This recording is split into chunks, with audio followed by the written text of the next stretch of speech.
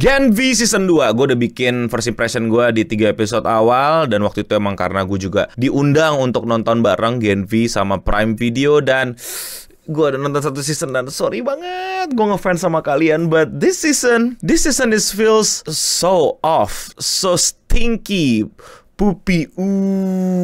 Jadi apa yang terjadi sama Gen V Season 2 dan kenapa gue bilang itu stinky?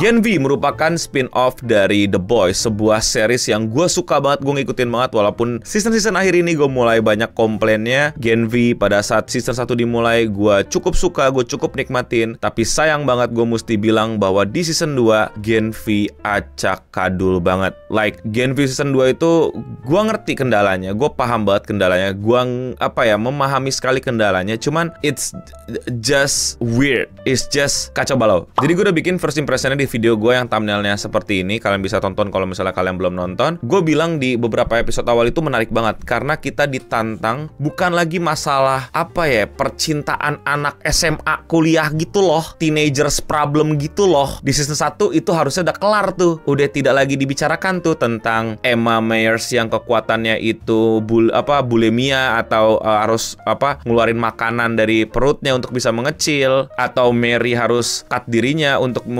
merasakan kekuatannya dan yada-yada lain-lain. Di season 2 kita dapat Cypher, sosok karakter yang powerful banget, actingnya powerful banget, auranya yang diperankan sama Hamish Linklater, very good, gue suka banget. Tapi kayak di-butcher gitu aja loh, dikacauin gitu aja loh, dengan plot twist yang menurut gue juga nggak gimana-gimana, nggak membawa cerita ini kemana-mana dan malah menjadi kayak apa sih, padahal udah bagus banget gitu. Gue pikir bakal selalu ada Battle Royale, bakal selalu ada elimination, bakal selalu ada uji kekuatan dan lain-lain dengan adanya Cypher. Tapi lagi-lagi problemnya adalah problem-problem teenager yang balik ke season 1 yang menurut gue ngapain lagi sih? Yes, gue paham bahwa kendala di season 2 ini adalah si Andre dan pemerannya itu memang secara in real life telah rest in peace. Mungkin ada perubahan, mungkin ada ganti-ganti mungkin ada sesuatu yang ditambah, sesuatu yang diubah dan dimodif, gue nggak paham. Tapi yang pasti menurut gue, di luar gue mengetahui kendala itu dan permasalahan itu, ini season 2 emang kayak ngada-ngada dan diada-adain. Mereka ini tuh kayak kumpulan superhero yang nggak bisa mikir. Itu yang gue sebel gitu loh. Iya, mereka masih teenager, tapi mereka udah 1 season gitu loh. Maksudnya gini, lu udah 1 season, bahkan ngelawan Homelander gitu, lu udah asah dong daya critical thinking lu, daya berpikir lu, daya lu memahami situasi gitu loh. Tapi di season 2, mereka ini masih kayak anak bayi baru dapat super power gitu. Nggak ngerti manfaatin, nggak ngerti berpikir, nggak ngerti baca situasi, dan akhirnya berkutat di permasalahan emosional yang menurut gue udah basi, enek sampai mual gue dengernya. Ditambah dengan stereotipikal orang-orang barat gitu, yang kalau cinta sedikit ewe, anjir. Bisa gak sih film barat tuh gak ada ngeweknya gitu loh. Maksud gue, lu pada obses banget gitu sama seks. Bro, 2025 siapa yang gak ngerti seks? Siapa yang gak tahu seks? Apalagi di negara barat gitu. Come on, what's that problem with skin, meet with skin gitu? Kenapa kayak obses banget gitu? Dan gore-gorenya yang menurut gue kayak beda dari The Boys. Kayak diadain aja gitu, kayak jangan kabur, jangan tinggalkan kami, nih gue kasih gore lagi gitu. Kayak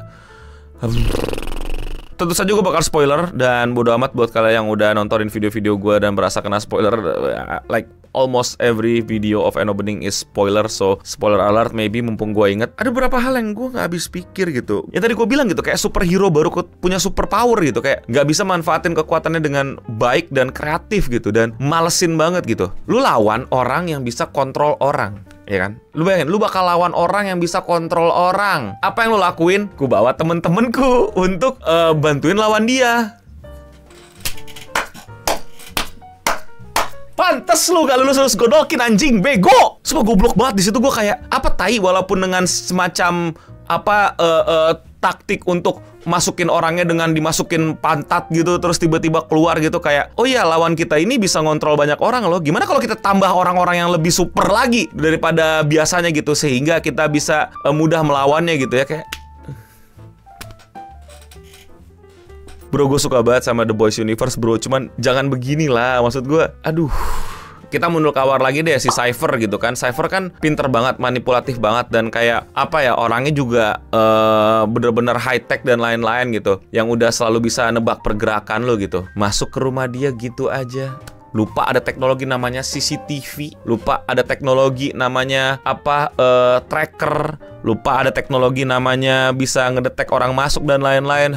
Apa sih? Terus di awal-awal ya, gue udah suka banget gitu bahwa ini akan ngomongin masalah peningkatan kekuatan. Kita ngomongin sekarang ini dengan super power gitu loh. Diadain adegan-adegan si Mary dibikin lebih kuat, ditantang buat lawan orang-orang. Tiba-tiba kabur. Tiba-tiba balik ke penjara. Tiba-tiba keluar lagi dari penjara buat ketemu adiknya doang. Gue kayak, apaan sih ini? Ini mau kemana sih? Kok begini banget muter-muter. Gue di situ tuh episode itu gue langsung berasa kayak ini apaan sih muter-muter gitu. Terus kayak decision makingnya tiba-tiba si Jordan ngumumin gue yang iniin Kate gitu. Terus habis itu temenan lagi sama Kate, terus masih nggak maafin Kate, terus akhirnya maafin Kate, terus akhirnya nggak percaya lagi sama Kate, terus nanti nggak percaya lagi sama Kate, terus nanti percaya lagi sama Kate, terus join lagi, terus marah lagi. Acting Mary gue nggak tahu bagus apa enggak ya, tapi menurut gue directing dan arahnya tuh jadi bikin dia kayak apaan sih lu actingnya, jadi sok berpikir, sok leader, sok empatik, apologis, terus kayak apa ya, nggak mau jadi yang terpilih dan lain-lain.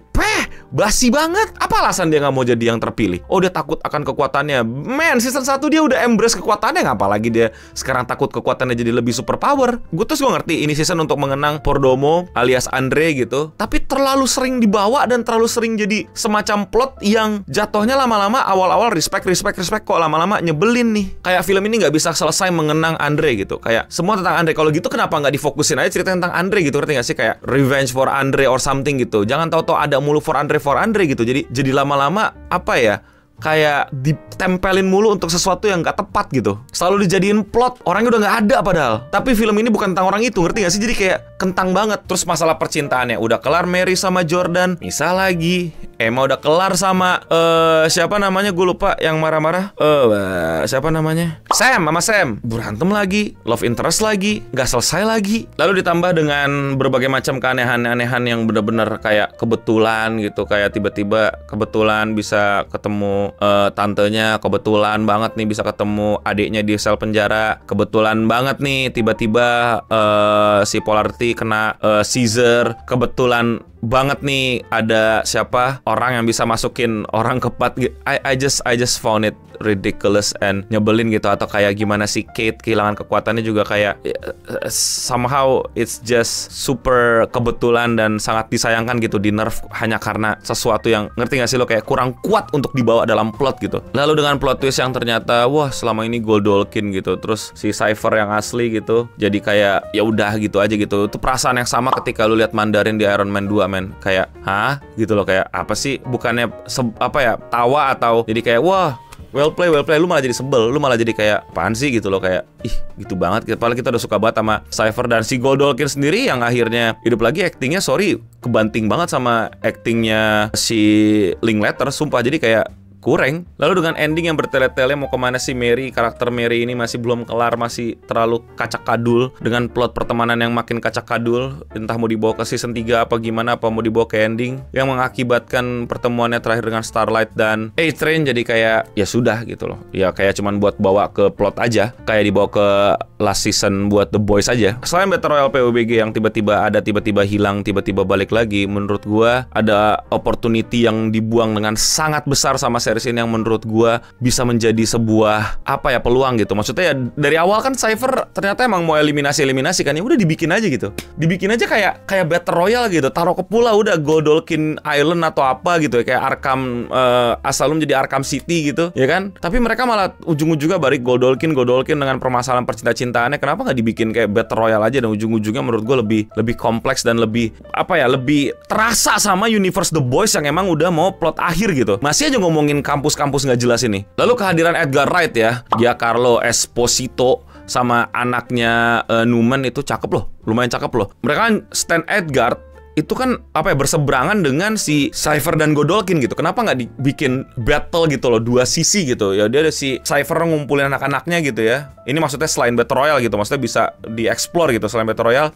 ini di Gold U gitu ngumpulin anak-anaknya, dan si Edgar ngumpulin anak-anak rebelnya gitu. Terus dibertarungkan gitu, terus dibattlein, terus dibikin psyops dan lain-lain. Tapi ujung-ujungnya ewe gitu loh. Maksud gue kenapa tidak dibikin sekelam dan sekompleks yang season terakhir gitu loh. Nggak berasa kayak sebuah hal yang krusial. Ya gue ngerti Odessa segala macam, Marie Monroe adalah kunci dari semua, tapi harusnya dilakukan dengan lebih intens, bukan dengan kucing-kucingan kepala sekolah lagi gitu loh. Harusnya awal-awal udah kebentuk itu dengan bagus, akhirnya mereka disebak ke pulau atau apa, atau tiba-tiba diselamatin akhirnya sama Tenerga, terus tiba-tiba mereka counter attack tapi ternyata itu trap, terus tiba-tiba akhirnya mereka mesti berantem, akhirnya selamatin sama Starlight or something. It's just decent mungkin ke arah situ dibandingkan dibikin problem-problem yang menurut gue udah harusnya lewat, apalagi udah nggak dibicarakan kayak adiknya tiba-tiba ada tantenya, tiba-tiba ntar ada siapa lagi keluar ngaku keluarganya, tiba-tiba apa lagi dan lain-lain. So ya menurut gue season 2 sangat-sangat berantakan, sangat-sangat tidak pay off, sangat-sangat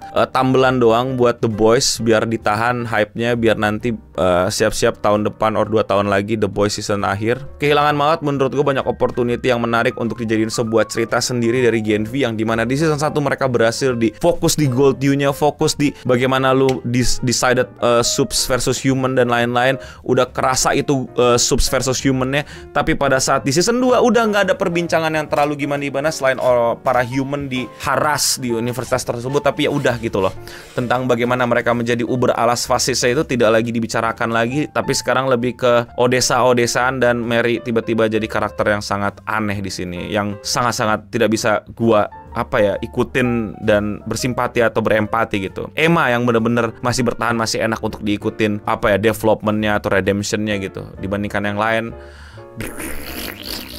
Tapi kalau menurut kalian sendiri bagaimana? Mungkin kalian tidak setuju dengan kritik gue? Silahkan kalian komentar di kolom komentar di bawah. Kalau kalian suka sama overthinking series kayak gini dan kalian mau support gue, lakuin dengan sesimpel klik tombol subscribe atau like. Buat kalian yang belum tahu, gue upload video sehari 1, jadi coba cek channel gue dan klik video yang menurut kalian belum kalian tonton. Jangan lupa juga untuk follow gue di IG dan di TikTok, karena di sana biasanya gue update lebih cepat terhadap berbagai macam hal. Dan ya, sekian Radio Singam untuk episode kali ini. Gue mending pamit undur diri. Gue sangat menunggu The Boys final season terakhir. Ya walaupun gue diundang, walaupun gue di-invited, gue akan tetap secara subjektif ya. Ini harus subjektif. Gue akan tetap secara jujur sampaikan apa yang gue rasakan ketika menonton. Secara teknis semuanya oke, kecuali episode terakhir cuttingnya dan penceritanya tiba-tiba terburu-buru dan nggak jelas dan asal. Dan VFX-nya mulai drop ya, mulai kurang. Terakhir doang itu pun juga not that special. So yeah, I think this season is the worst season. Ya karena cuma ada 2 season. Dan ya, untuk kita semua, stay clean and out.